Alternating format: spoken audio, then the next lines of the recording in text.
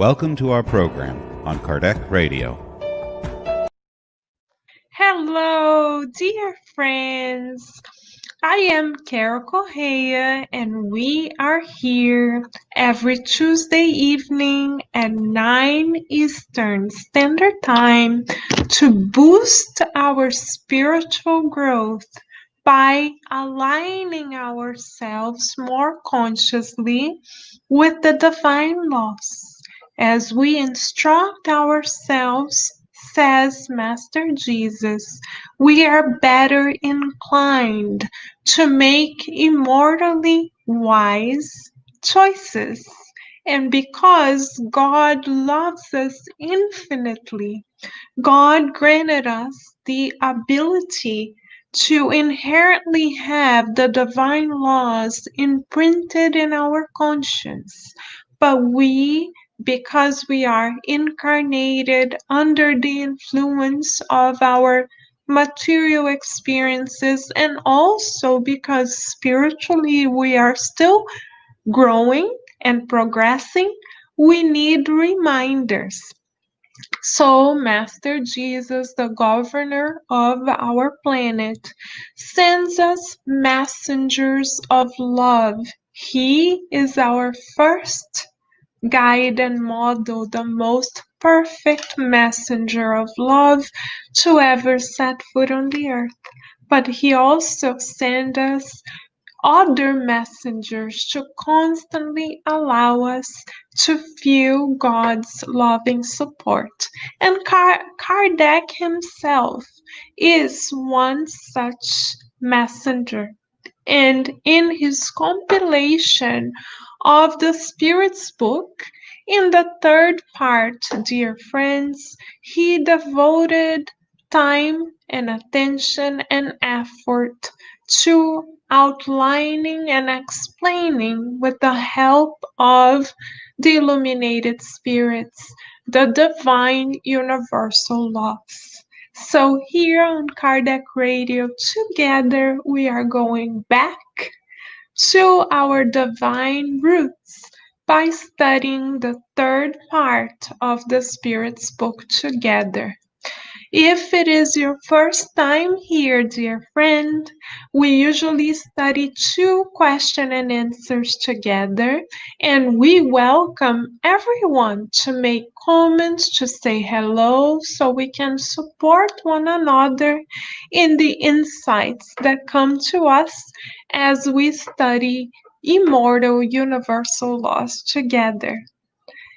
So let us begin, dear friends, today by studying, as we have been, the section of the Spirit's book which Kardec dedicated to fatalism. Let us then read tonight's questions. Tonight's questions are questions 858 and 859 if you would like to follow along at home as well. Let us be mindful and aware that the Spirit mentors are right now in our presence, in our homes, treating us, inspiring us, and granting us beautiful vibrations of harmony, encouraging us to progress always. So let us also enjoy the company of the Spirit mentors who love us in the name of God.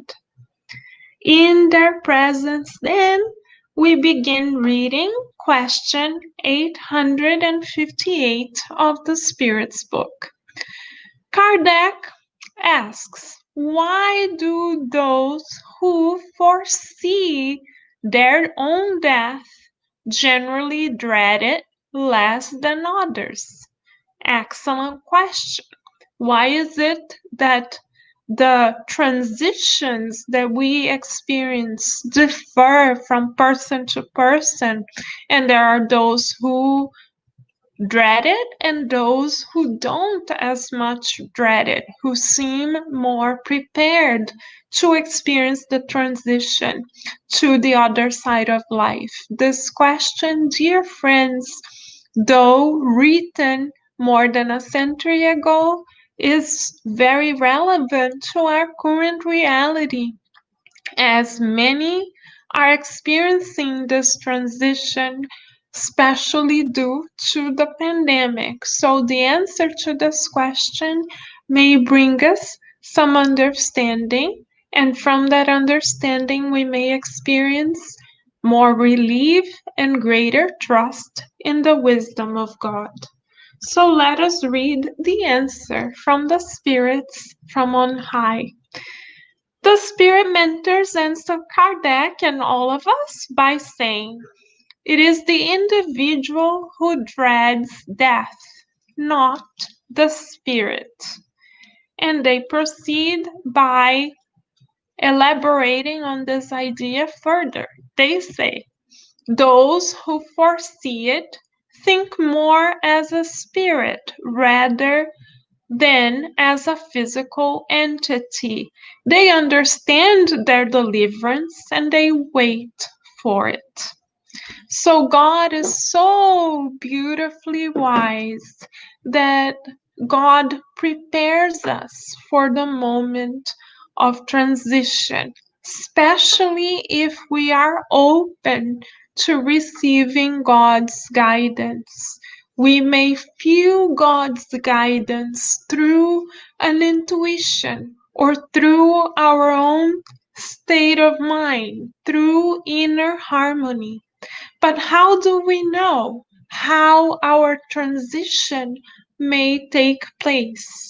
In the Spiritist science, we come to understand by examining different types of evidence from different discarnate authors that our discarnation process seems to be directly related to the way in which we live our incarnated journey on earth. Let us illustrate what we mean with examples. Let us think together, dear friends, of the spirit André Luiz. In the first book of André Luiz's series, through Chico Xavier, named Nosso Lar, Our Home, we see that André Luiz's very own transition, which he describes in details, is very turbulent. Why? Because André Luiz himself lived a very materialistic life. What do we mean by materialistic? We mean the following.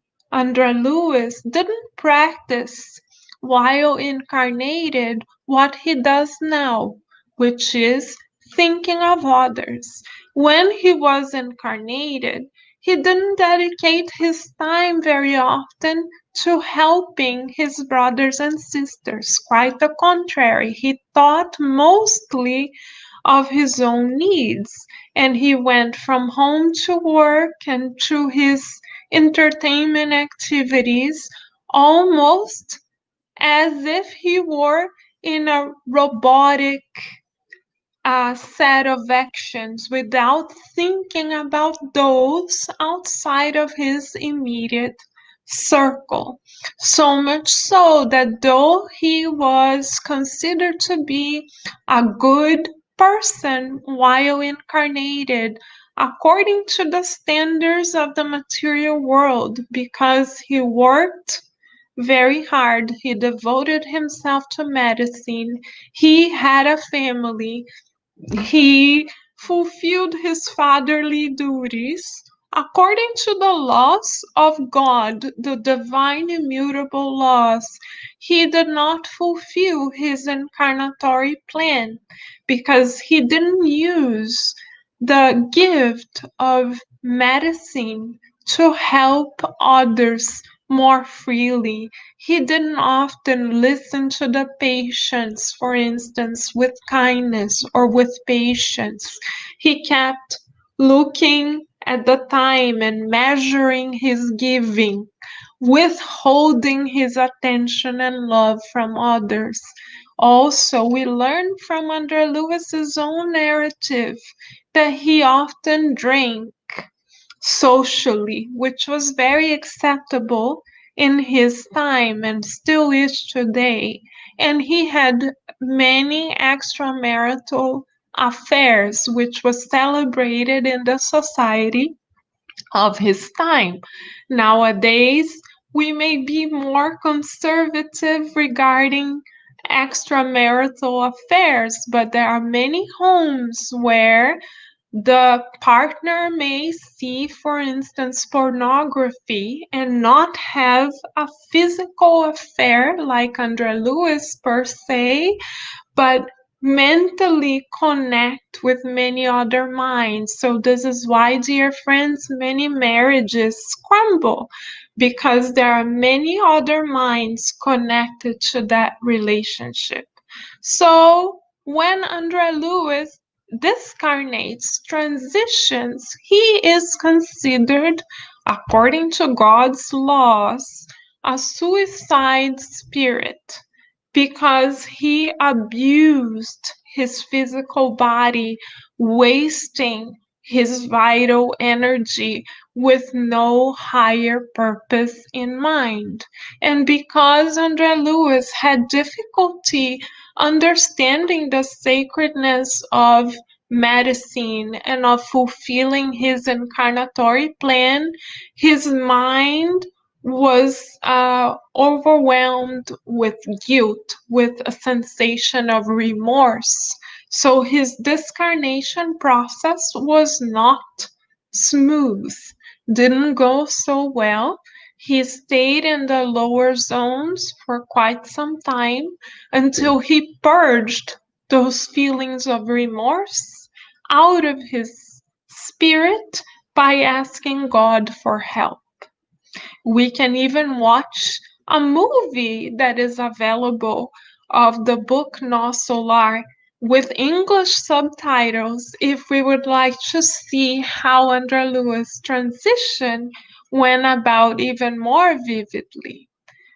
Let us now compare André Lewis' transition to those of others.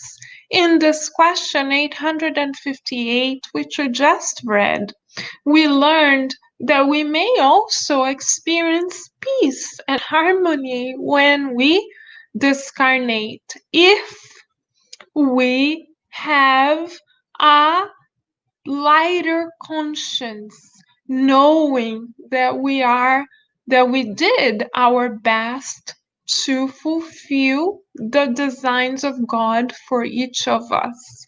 Do we have examples of those who discarnate in such conditions? Yes, we do. Also through André Lewis, through Chico Xavier, excuse us, the spirit André Lewis dictates the real life accounts of 5 spirit cases of those transitioning from the earth to the spiritual realm.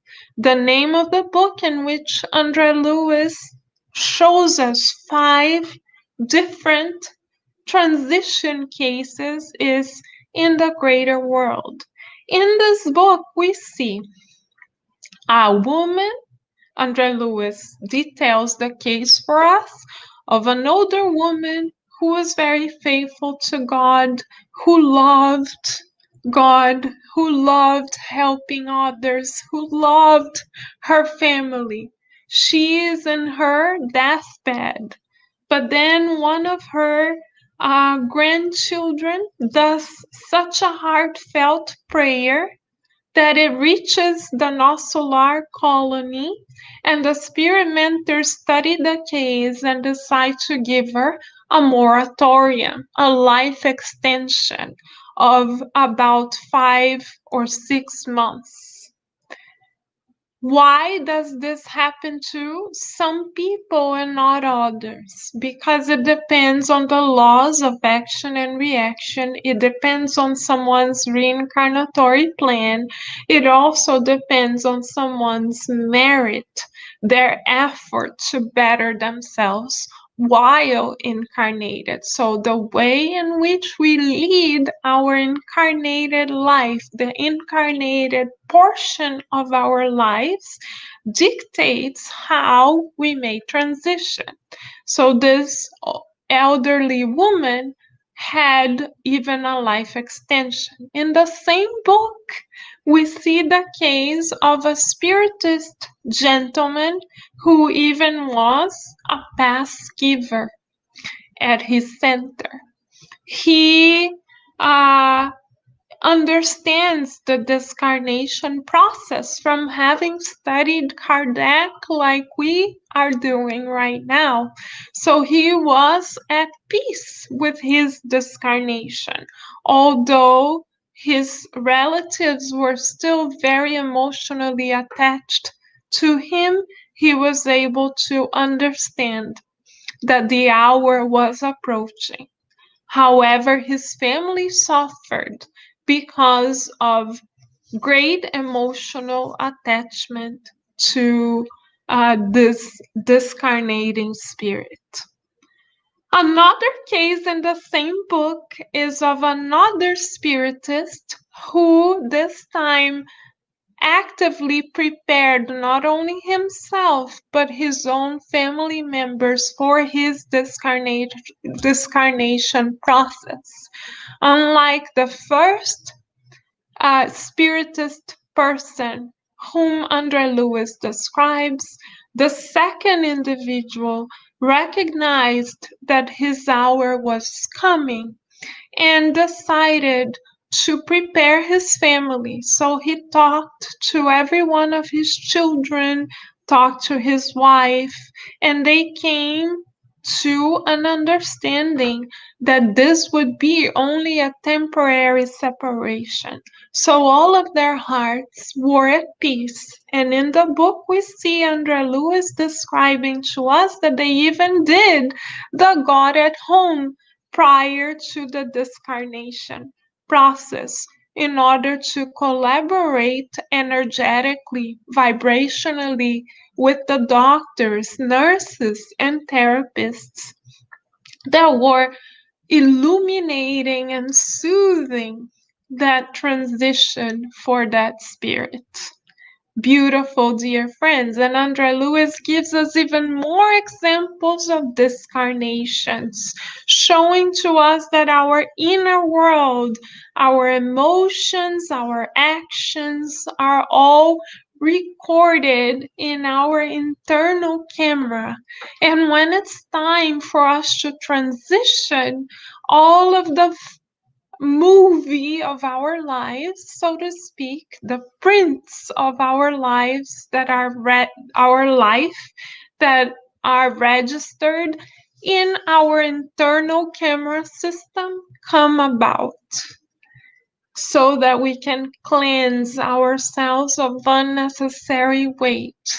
If we have been leading an incarnate life that aligns itself to efforts to fulfill God's laws, then we can even help in our discarnation process, as did the spiritist gentleman described by Andre Lewis in the book In the Greater World. But do we need to be spiritists to discarnate well? Of course not, because God does not have favored children. No one in the universe is privileged, dear friends. So how may we prepare to discarnate well?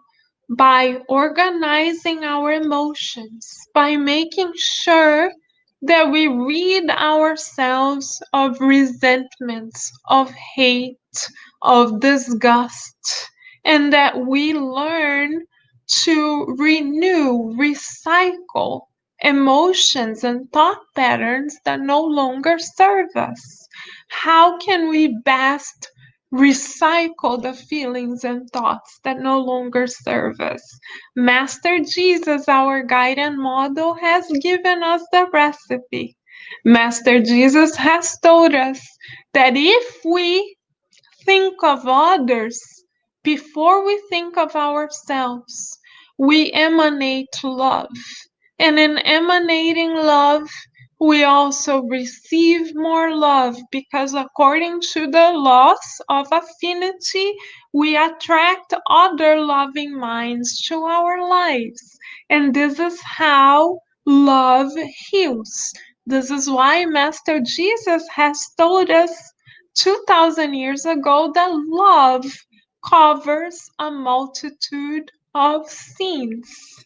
So if we have heavy feelings that may be weighing us down, how can we begin our own healing process?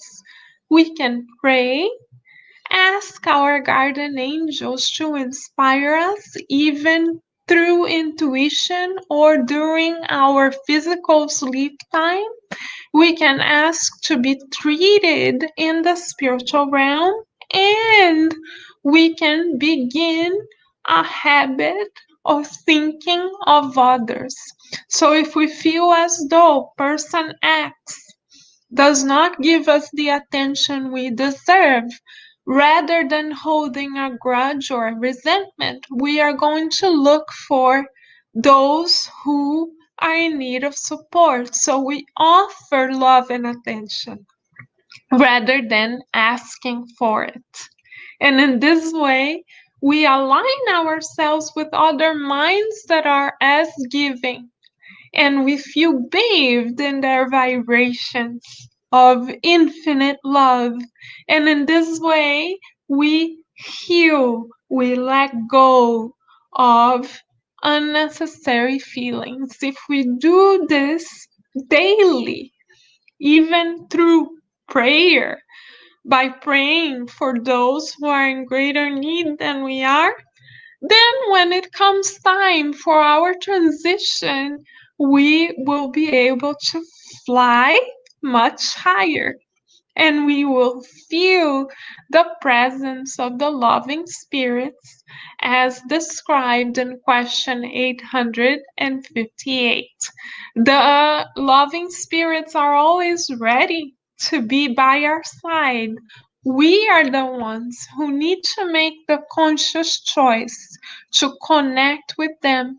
So if we are watching the news, dear friends, and we are feeling distraught because so many of our brothers and sisters are discarnating in hospitals, apparently alone, we now can bring a drop of light and consolation to our hearts, knowing that nobody is ever alone, that due to the law of affinity, if we send vibrations of love to those individuals, other minds will attune with our request and the frequency of our thoughts, and they will come to their aid. Beautiful divine law. This is how God reaches out for each and every one of us. On the other hand, if we spend the whole day either in mental battles with others or on actual battles with others that may even manifest physically, as we have seen lately, then we will not be able to free ourselves from the physical body as easily, because the mental battles that we may have cultivated will come afloat even more now that the ties of the physical body are weakened. Our inner life will come about even more clearly. So it's important for us to, on a daily basis, to care for our feelings and thoughts, as well as vibrations, knowing that we are never alone, and knowing that the law of affinity allows for us to literally tune in with other minds that think alike, because our feelings and thoughts are of an electro magnetic nature. Because they are of an electric nature, they pulsate like this. And because they have a magnetic quality, our feelings and thoughts, they also attract other feelings and thoughts that are in the same frequency. So, despite the fact that we are in physical isolation, or we are encouraged to be in physical isolation because of the pandemic, dear friends, we are not isolated from our spiritual companions. And how do we know which spiritual companions we may cultivate or have alongside with us? We know who they are depending on the quality of our feelings and thoughts. So, if we wish to discarnate more lightly and easily, smoothly, let us begin caring for our inner world and inner life right now, because in this way we will be already attuned with loving minds that will assist us every step of the way, including during our very own transition to the spiritual realm. Dear friends, if you and if any of us would like to know more about the transition process that occurs during the death or because of the death of the physical body, we recommend that we read the cases cataloged by Kardec in the book Heaven and Hell. In this beautiful book, Kardec classifies different types of discarnations and how the spirits not only transition but feel in the afterlife shortly after the transition process. Kardec shows us a direct correlation between our choices, attitudes, feelings, and thoughts while incarnated and the life that we experience in the afterlife. So let us study more together so that we empower ourselves to become more God centered in a beautiful, loving way, fulfilling this incarnation, the plan that the mentors on high who love us have designed with us so beautifully that when we discarnate, it will be a true graduation celebration because we will be progressing and more aligned with the abundant love of God that has always been present in our lives. So, these are the thoughts that we would like to share with everyone. And we will then study question 859 together next Tuesday at 9 p.m. Eastern Standard Time when we come back right here on Kardec Radio to continue investing on our very own immortal wisdom. In the meantime, dear friends, stay tuned right here on Kardec Radio because here we are always nourishing our souls. Thank you, dear friends, and many blessings.